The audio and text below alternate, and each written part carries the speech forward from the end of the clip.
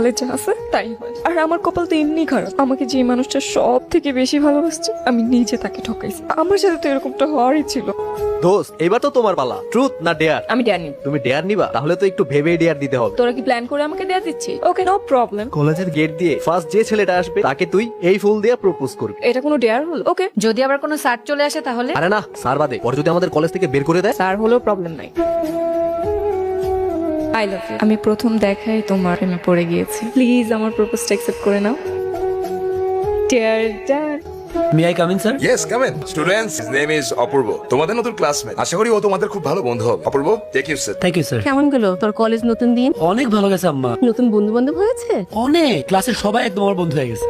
ক্লাসেও আমার দিকে তাকায় থাকে, এখানে এসে আমাকে লুক দিচ্ছে। সেটা চলাফেরা একদমই ভালো না। কিরে সত্যি নাকি? আরে হ্যাঁ, ওর এত বড় সাহস, ও আমার ফ্রেন্ডের দিকে তাকায়? কিরে ভাই, হ্যাঁ আমার বন্ধুর দিকে লুক দিচ্ছি? কিরে কি সমস্যা? নিজের কি হিরো ভাবতাছস নাকি? আবার তাকায় আসোস? আমি তো ওনাদের সাথে কোনো কথাও বলি নাই, তাই না? কিন্তু ড্যাপ ড্যাপ করে তো ঠিকই তাকায় আসোস। আমার বন্ধু তো তোর জন্য আনকমফোর্ট ফিল করতেছে। পড়াশোনা করতে আসছে, সুইটাই কর, মেয়েদের দিকে তাকাইস না। যা অন্য সিটে গিয়ে বস, যা। আচ্ছা আমি সরি। আজ তোমাদের রেজাল্ট দিব। তোমাদের তিনজনের নাম আমি বলবো, প্রথম, দ্বিতীয় এবং তৃতীয়। তৃতীয় হয়েছে শিউলি, দ্বিতীয় হয়েছে প্রিয়ঙ্কি। ও তো অনেক ভালো এক্সাম দিছে। তোমাদের মধ্যে এবার প্রথম হয়েছে তোমাদের নতুন বন্ধু Apurba. Just proud of you. Thank you sir হয়তো বা কোথাও ভুল হয়েছে, তুই এটলিস্ট কান্না করিস না। আমি আমার লাইফে কোনোদিন সেকেন্ড হই নাই, এটা কোনোভাবেই সম্ভব না। তুমি প্লিজ কান্না করো না। তুমি এখানে কেন আসছো? তোমার জন্যই তো সবকিছু হয়েছে। আমি আমার লাইফে কোনোদিন সেকেন্ড হই নাই। তুমি প্লিজ আমার সামনে থেকে চলে যাও। পরের বার আর এরকম হবে না। তুমি কি আমার সাথে ভাব নিচ্ছ? চুপ করে আছো কেন? উত্তর দাও। ভাব কোথায় নিলাম? এই যে ক্যাম্পাসে আমাকে অ্যাভয়েড করছো, ক্লাসেও আমাকে নোটিস করছো, তোমার কি সমস্যা? কেন? আমি যদি তোমাকে অ্যাভয়েড করি, ক্লাসে নোটিস না করি, তাহলে সমস্যা কোথায়? আমার মনে হচ্ছে তুমি আমার সাথে ভাব নিচ্ছ। সত্যি কথা হচ্ছে, ওই দিন যখন তোমাকে কান্না করতে দেখলাম, তারপর থেকে আর তোমার সামনে যাওয়ার সাহস করতে পারিনি। আচ্ছা, তুমি কি গাইড পড়ো? আমি তো কোনো গাইড বই পড়ি না, ক্লাসের যে বইগুলো ওইগুলোই পড়ি। মানে কি তুমি কোনো গাইড না পড়ে